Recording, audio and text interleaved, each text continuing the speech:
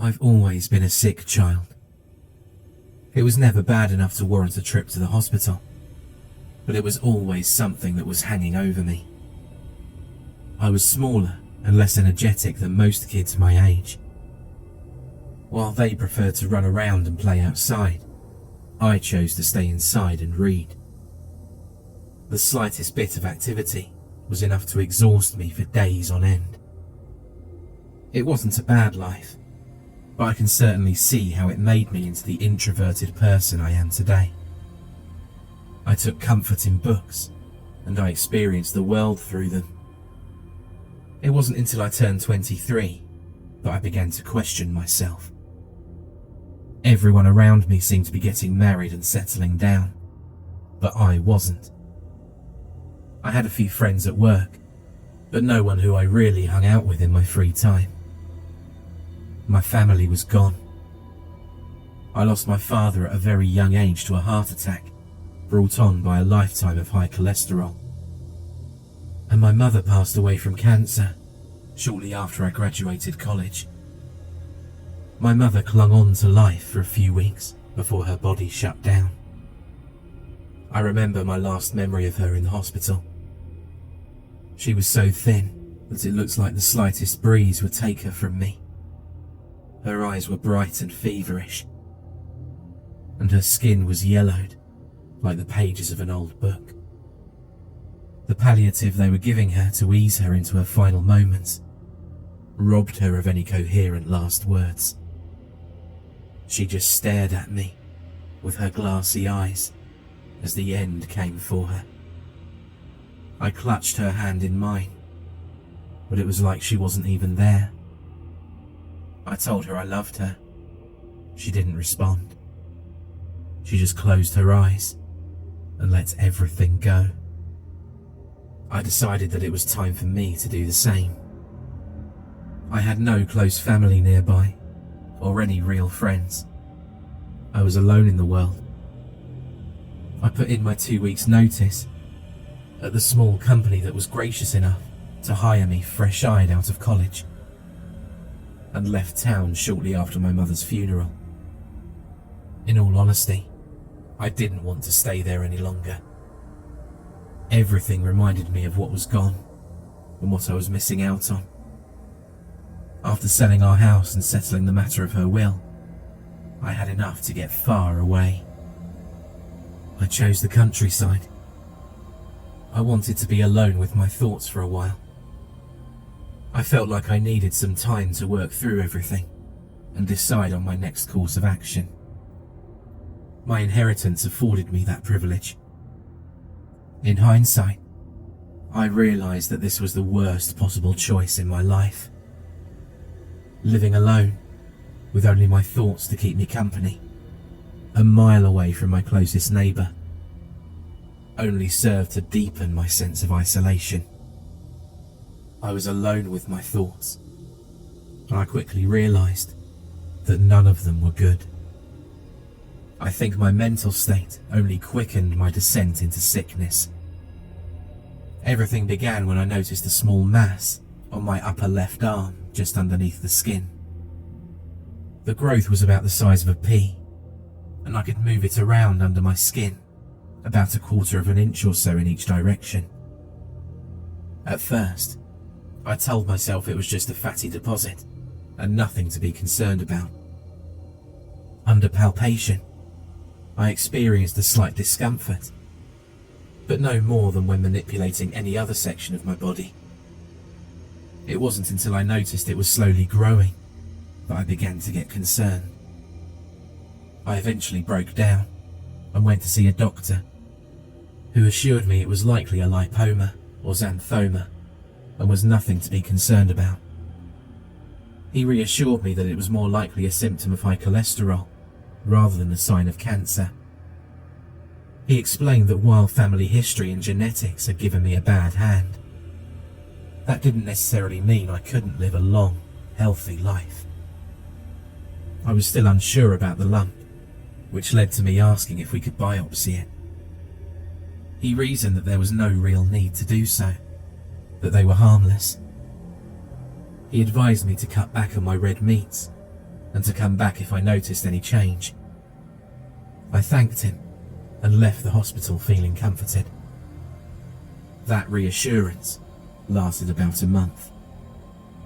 For the first few days, I was constantly poking and prodding the small lump. After about a week, I was confident the mass hadn't grown anymore, so I went back to my usual life of solitude. I woke up late every morning and read.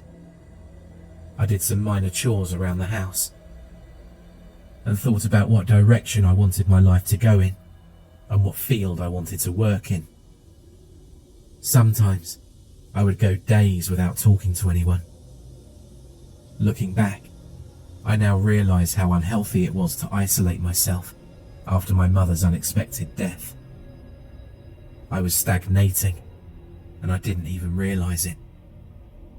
It wasn't until I woke up one night with a stinging pain in my left arm that I decided to go back to the doctor. I rolled out of bed and went to the bathroom to look at my arm. I figured that I'd slept on my arm wrong, or possibly struck it against something, and that was what was causing me pain. I realized I was wrong when I flipped on the light switch and saw a small bit of caked-on blood around the area on my upper arm. I hopped into the shower to wash away the silver dollar-sized splotch of blood and had a startling realization. There was a fingernail sticking out of my arm. At first, I thought that I'd inadvertently rolled over and accidentally jabbed a clipped toenail into my skin. As I went to pull it, I experienced a sudden tearing pain that actually made me gasp. It felt like I'd grabbed a nerve ending and pulled on it. I rinsed off the area and examined it. The nail appeared to be sticking out of my skin rather than piercing it. When I painfully shifted the lipoma, the nail wiggled and receded further into my skin, as if it was part of the mass itself. I made up my mind there and then to go to the doctor first thing in the morning. At first, the doctor tried to rationalize it the same way that I did. He said it was likely harmless, and my constant worrying was just making it more pronounced. It wasn't until after I showed him the area that he began to take me more seriously. I asked if he would excise the lump so we could examine it, and he agreed to, due to the risk of infection. I turned down his offer for a general anaesthetic. After he explained the procedure to me and its risks, I followed him into the operating room, laid down on the table, and waited for him to begin. I did my best to look away while he worked. I imagined turning my head to see what was happening, only to sneeze into the open wound, or faint from the mere sight of the surgery. I did gather up enough courage to look towards the end. I looked up into the mirror to see about an inch of skin peeled away, with a slightly red mass beneath it. It didn't look nearly as grotesque or sickening as I thought. Instead, it looked clinical and clean. He set an object in the tray and proclaimed, "I think I got it. Now let's just see what we have." I heard him drop the heavy tweezers on the ground, as if something had shocked him. I went to look, but he told me I needed to stay still until he could stitch up the area. He reassured me that the utensil had just slipped out of his hands, and it was nothing to be worried about. I waited for 10 agonizing minutes of uncertainty as he sutured the area and swabbed it down again with disinfectant. When he finished, I sat up and looked at what he'd set in the tray. It was a greyish mass that was about the size of a misshapen marble. Through the antiseptic scent of the hospital, I smelled something like rotten meat. I felt my stomach turn as the realization hit that this had been inside me and had just begun to rot. One end terminated in what looked like a fingernail that had broken through my skin. It wasn't until he asked me if I knew what the term fetus in fectu meant that I connected all of the macabre pieces of the jigsaw. A parasitic twin. We went into the examination room, where the doctor explained what he thought was happening, as he gave me a complete look over. He posited that I'd started off with a twin, but somewhere along the way, I'd absorbed the twin into my body. It had likely siphoned off nutrients, which explained my lethargic activity and smaller stature when I was younger.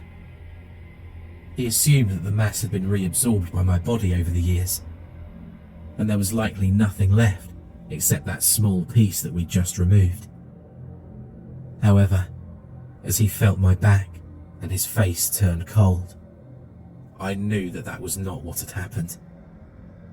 The doctor said he felt something just above my right kidney, and that exploratory surgery under general anaesthetic was necessary. He told me that the sooner they performed the procedure, the better. While I was initially reluctant due to a fear of going under, I eventually relented and consented to the surgery. I spent a sleepless night in the hospital, with my stomach growling at me the entire time. I prayed it was my stomach growling at not having eaten all day, rather than the partially formed fetus of my twin inside me. The anaesthetist arrived about an hour after I woke up and talked me through the process step by step. She asked me if I was ready, and I nodded, terrified about what was happening and horrified about my prognosis. She told me everything was going to be all right, and then hung the saline bag and an anaesthetic. My last coherent memory before going under was of my mother and her final moments. What happened next was the worst 5 hours of my life. I remember hearing music in my daze. At first, I thought the surgery was over, until I heard the surgeon talking over the music, asking for a retractor to hold the surgical area open. I had two horrifying thoughts in that moment. The first being that a song called Anaconda was one of the most discomforting songs to hear playing in an operating room. The second was that I was going to be conscious for the entire surgery. They taped my eyelids shut so I couldn't see anything, but I heard everything. As I laid there, unable to move, the head surgeon asked if what he was seeing was really what made up the mass. I heard one of the assisting nurses gag as he set the excised material into a pan. She excused herself and joked that she wasn't good when situations got hairy. The people around him groaned at the pun, but I wouldn't understand until they showed me what they extracted. I was in surgery for 5 hours, conscious and paralysed for the entire experience. Luckily, I felt nothing, but I heard every joke, jab and bit of gossip. I heard the sizzle as they cut and cauterised the incisions. Those 300 minutes were the most excruciating moments of my life. It felt like I was on that table for an eternity, listening to music, puns, and the sound of my own operation. The worst part of it was the realisation that I couldn't see what they were doing, and I had to imagine what was happening to me. My faculties returned a while after surgery. I didn't say anything to the attending nurse. I wanted to believe that what had happened hadn't actually occurred. The nurse was hesitant to show me what they removed, but I explained that I needed the closure. She told me the surgeon would show me when he gave me an update. I waited for 30 minutes, imagining the horror that they'd removed from me before he arrived. He took me to a back room, where he showed me the mass floating in formaldehyde. It was the size of a baseball and covered with hair, tiny teeth, and greying flesh. It looked like something straight out of a horror movie. He told me the surgery had been a success, and they'd removed most of the growth. Most of the growth. He reassured me when he noticed my concern by explaining that a small mass had fused to my spinal column, and it would be dangerous to attempt to remove it. He explained that my body had walled it off and encapsulated it, and there was no danger. To attempt to remove it could have left me paralysed from the waist down. I thanked him and recuperated in the hospital for a few days until I was able to go home. As soon as I arrived home, I looked in the mirror. There was a small line of stitches on my stomach and a divot on my back where they'd removed my parasitic twin. I just wanted to put everything behind me and forget about what I had growing and rotting inside of me. I wanted to forget about what I remembered from the surgery. I failed on both of those fronts. I spent the next month in a chemical daze. The doctors prescribed me some very strong painkillers. At first, I was hesitant to take it given my history, but the pain soon forced my hand. To be honest, it was very pleasant. It felt like a ball of warmth at the centre of my core that spread throughout my body 30 minutes after I took a dose. Those 4 weeks drifted by as a fuzzy and warm memory without anything interesting happening. It was so pleasant that I even pestered the doctor for another regimen of them under the pretense of pain. It was about 2 weeks after I finished the bottle that odd things began to happen. To begin with, I assumed my increased appetite was just me getting back to a normal diet after surgery, and a month of opioids suppressing my hunger. However, I was eating more than usual. Usually, I'd cook myself something to eat and sit down with a book. As I got lost in the book, I'd eat. Sometimes I'd finish a couple of chapters before I realised that I'd eaten multiple plates of food. I didn't think anything of it. I just assumed that the excised mass had cleared up some space in my stomach. The stomach pains were harder to explain away. I eventually broke down after the pain continued and went to see the doctor. He felt the area and we talked for a while before he explained it was likely a side effect of repeated opioid usage. I agreed with his explanation and left without discussing my discomfort any further. The discomfort continued for a few weeks before the breaking point. I woke up in the middle of the night, screaming in agony. There was a sharp pain in my side, and in my confusion, I came to a sleep-addled conclusion. I'd been stabbed. I looked frantically around my room for any sign of an intruder, but there was nothing. I made my way to the bathroom to look at the area. I wished that I'd been stabbed. Instead, there was a quarter-sized chunk of skin missing from my back. I'd been bitten. There was no mistaking the wound for anything else.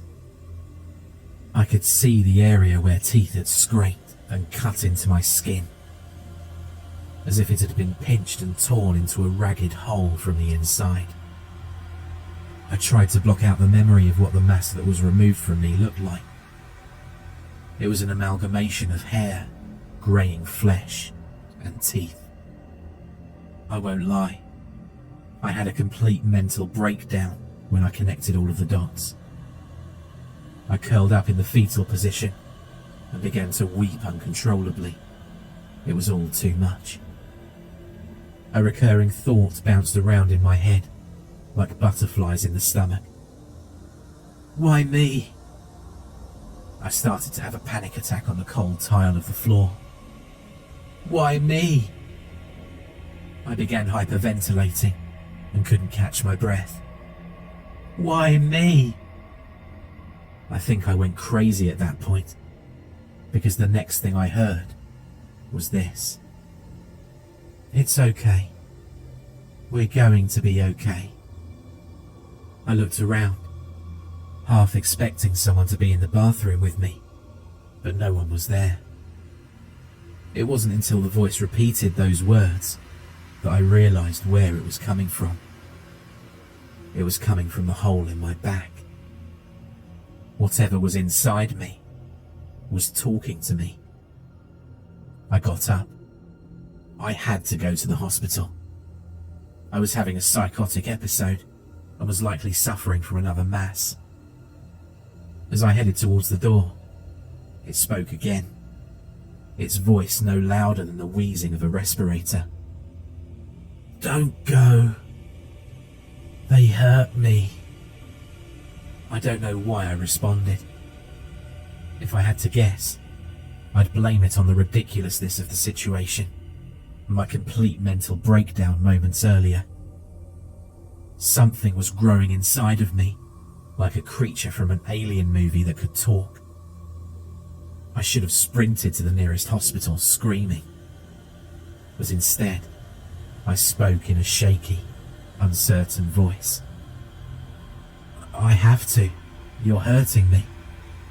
If I don't, you might even kill me." "What if I didn't? I can shift while I grow. I can make it so it doesn't hurt until I'm ready. And then we can work together to make it as painless as possible, so we both can live." "Ready for what?" "Until I'm strong enough to leave your body. Right now, I'm not strong enough to survive outside of you. I need you to sustain me for a few months. Please. They'll kill me at the hospital. Brother, I can be your friend. I want to be with you. I don't want you to be lonely. Please don't kill me." To be completely truthful, I don't know what made me agree. I can only try to explain my mindset at the time. I just had the worst experience of my life in a surgery room. If I had it my way, I'd never return to a hospital again. I didn't want another repeat of what happened to me the first time occurring again. I also didn't want to relive the memories of my mother's glassy stare as I held her hand and waited for her to die.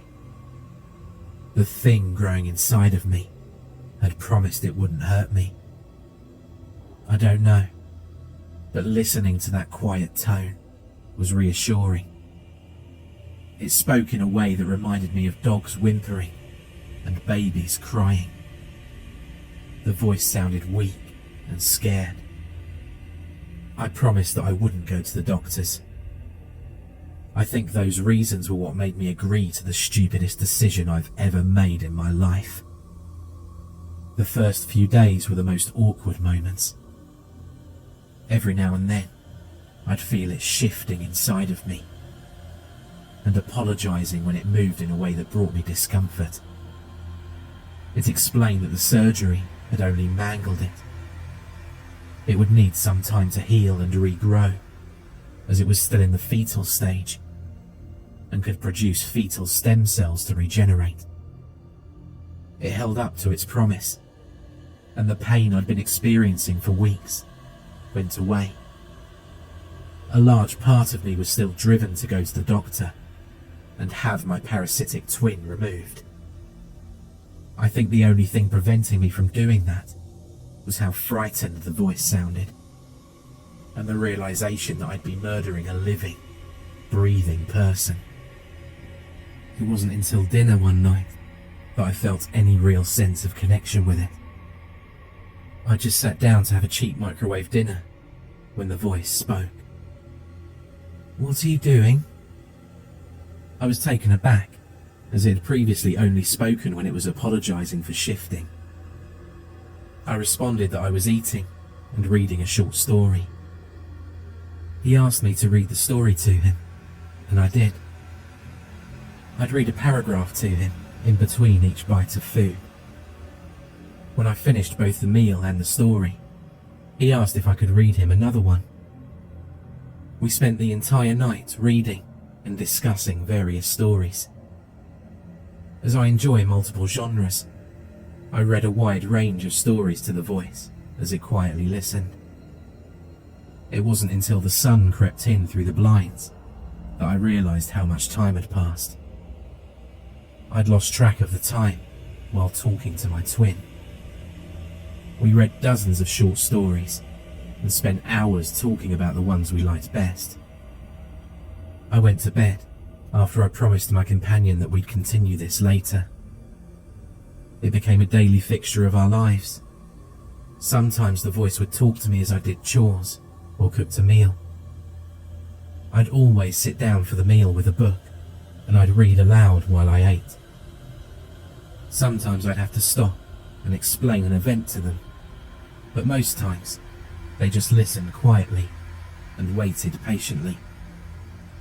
Afterwards, we'd discuss our feelings on the book or what we thought was going to happen. A sad part of me realized that this was the closest thing I had to a friend in almost a decade. In a weird way, I found myself looking forward to the discussions we'd have. One night, a few weeks after the discovery, I heard the voice talking to me. I can only assume it thought I was sleeping when it spoke those words. I'd been asleep until I felt them shift inside of me. What had once unnerved me now reminded me of a baby turning in their mother's womb. The voice twisted in my stomach and began talking. Soon, I'll be with you. Soon, I'll be able to touch you with my own hand. Soon, you'll love me. I was so lonely all these years. No one to talk to. I experienced the world through you. Now, I want to experience the world with you. I want to feel the sun on my skin and the wind in my hair. I want to be by your side. I kept those words to myself. A sad part of me realized that I now wanted the same thing. I wanted to be able to look at them while we talked. I wanted to take them outside and show them the world. I wanted a friend. Those words filled me with a warmth similar to those painkillers and made me realize how lonely and depressed I'd actually been up to that point. I had no one I could talk to, no one to relate to. Now, I had a friend. Those words were lies. Subterfuge to convince me that it actually cared about me and make me suffer through the growing pains. The veneer of fraternity and friendship sloughed off to reveal the decay underneath. I woke up early one morning to find that the owner of the voice had gone still inside of me. It was asleep. I quietly made my way into the bathroom to do my morning duties, when a macabre whim drove me to look at my back. The small hole in my back had almost quadrupled in size since it first spoke to me. I treated and disinfected the fistula in the hopes that I could slide them out of the canal when they were strong enough to survive outside of me. Through the orifice, I caught my first glimpse of my twin as it slept inside of me. It's not my twin. It's not even human. It's got multiple eyes on its face that look more like a fly than a human. It's still in the process of development, and in the 30 or so holes that pocked its face, only a dozen were filled with actual eyes. Its skin is cracked, mottled, and grey like maggoty pork, with tiny hair-like cilia breaking through its body. The thing's mouth looks like a lamprey eel, a concentric circle of needle-sharp teeth, with a grotesque sucking appendage in the centre. I stared in horror for a few minutes before I realised it was starting to stir. I moved away from the mirror and did my business before it could fully wake up. I left the bathroom knowing that this thing was not to be trusted. It had grown faster than any organism should. In a few weeks, it went from the size of a softball to the size of a watermelon. It's swollen like a cancer inside of me, and only now do I realise how thin I've actually become due to it siphoning off my nutrients. I don't know where I contracted this thing. It isn't an absorbed fetal twin. It's a parasitic entity growing within me, looking to be birthed into this world so it can infect others and perpetuate the cycle. It'll find the weak-willed, the weary, the wretched, and it will take advantage of them. It'll promise them false friendship and hollow hope as it incubates inside of them. It's not human. It's nightmare incarnate. How else could it regrow so quickly after being torn out of me by doctors? The growth they removed was a bud likely ejected to seed another part of my body. I can now feel dozens of other lumps on my arms, legs and other parts of my body. Embryos in development. I'm a hive. Now its every movement sends waves of agony through me. It's strong enough to survive on its own and doesn't need its wretched host anymore. I try to hide the pain, for fear it'll realise how much of an advantage it actually has now. I know that the time of us parting is soon upon us, and there's only one choice left. It'll likely kill me on its way out, to prevent me from trying to stop it. It's too late to go to the hospital. I'm beyond help. The creature will realise what I'm trying to do and stop me. It'll either twist and constrict my spine, leaving me as a paralysed nest for it, or simply debilitate me with pain until I can't move. Both are less than pleasant options. Even if I can make it to the hospital to remove them, what's to stop the host from casting off more migrating buds to grow into those fiendish things? It wants out, and I can't allow that. I have my own option. The thing likely won't see it coming until it's too late.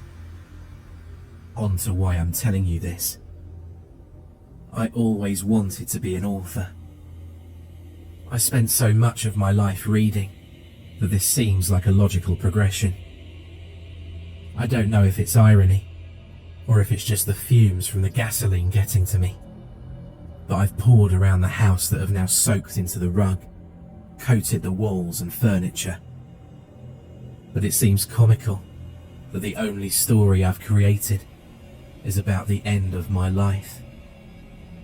I have to share this story before I strike the match. I can feel it stirring inside of me as the fumes permeate the house, unaware of what I'm planning. This thing, it breathes, it bleeds, it breeds, and soon it'll burn. We'll burn. I know what'll happen when the end comes, when it tries to break free and wriggle out of my shredded body. I'll hold on to it in my final moments. It'll likely snap my spinal cord like a dead branch and paralyse me from the waist down. My legs won't matter though, as I've got no intent of escaping. It'll scream, seethe and shriek as the flames crackle and snarl around us. I'll look into its horrifying visage, and I'll smile. Even if its maliciousness made flesh, it's still my only friend left in this world. As the flames lap at us, I'll press it against me and whisper platitudes into its malformed ear. I'll tell it about how lonely I'd been since my mother died. I'll tell it how glad I was to finally have a true friend that understood me. as we burn together. I'll tell them how much I love them. For more terrifying creepypasta horror stories, check out the playlist or the video on screen.